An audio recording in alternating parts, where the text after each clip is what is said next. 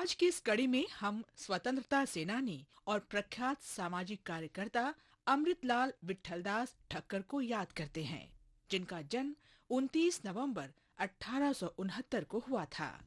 ठक्कर बापा के नाम से लोकप्रिय अमृतलाल विट्ठलदास ठक्कर ने भारत के कई राज्यों में तथाकथित निम्न जातियों और जनजातियों के कल्याण के लिए अपने जीवन के 35 से अधिक वर्ष समर्पित कर दिए। बापा का जन्म गुजरात के भावनगर में हुआ था। उन्होंने पोरबंदर, युगांडा, बॉम्बे नगर पालिका में एक इंजीनियर के रूप में और तत्कालीन सांगली राज्य के मुख्य अभियंता के रूप में भी काम किया।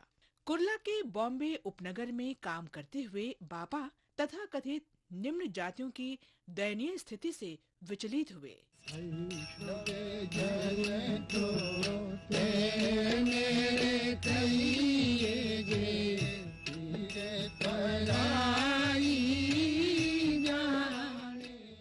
शोषित वर्ग मिशन के सदस्य रामाजी शिंदे की मदद से उन्होंने कुर्ला में सफाई कर्मियों के बच्चों के लिए एक स्कूल की स्थापना की।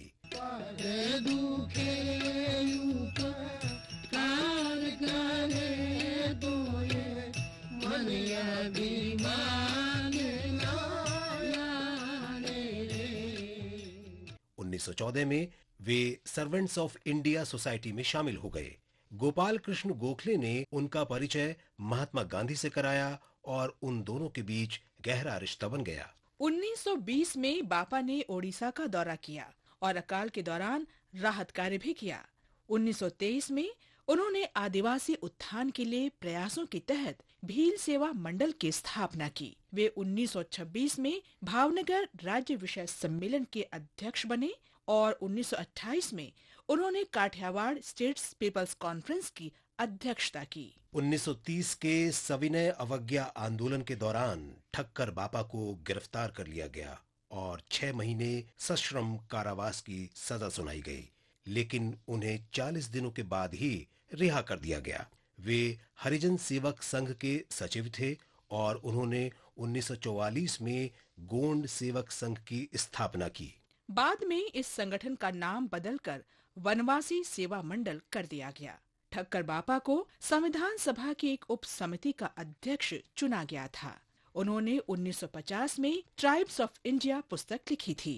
ठक्कर बापा सार्वभौमिक अनिवार्य शिक्षा की शक्ति में दृढ़ विश्वास रखते थे और अस्पृश्यता के उन्मूलन की भी हिमायत करते थे। उन्होंने हर जगह इन मिशनों को लेकर भारत के कई हिस्सों की यात्रा की। महात्मा गांधी ने एक बार कहा था कि उनकी महत्वाकांक्षा ठक्कर बापा के निस्वार्थ सेवा के रिकॉर्ड की बराबरी करने की थी। 20 जनवरी 1951 को 81 वर्ष की आयु में ठक्कर बापा का निधन हो गया। इंडिया पोस्ट ने 1969 में उनके सम्मान में एक डाक टिकट जारी किया। हम इस महान भारतीय देशभक्त को सलाम करते हैं जिन्होंने अपना जीवन शोषित वर्ग की सेवा में समर्पित कर दिया।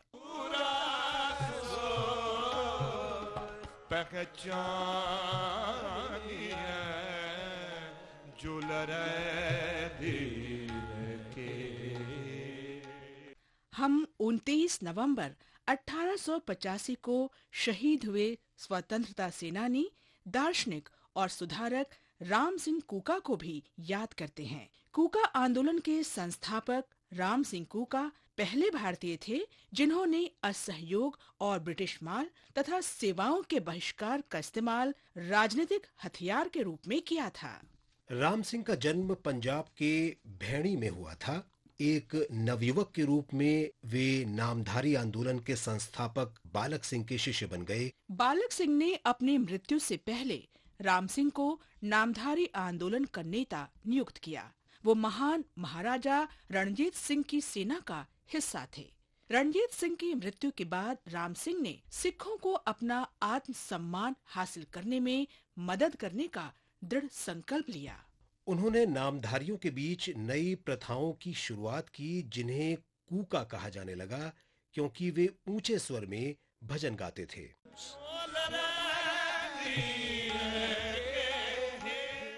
कूका आंदोलन ने समय के साथ गति पकड़ी और अंग्रेजों ने इस पर हिंसक प्रतिक्रिया व्यक्त की, जिसमें कई कूका लड़ाके मारे गए। राम सिंह को रंगून भेज दिया गया और बाद में आजीवन कारावास की सजा के लिए अंडमान भेज दिया गया। 29 नवंबर 1885 को उनका निधन हो गया। चुल रे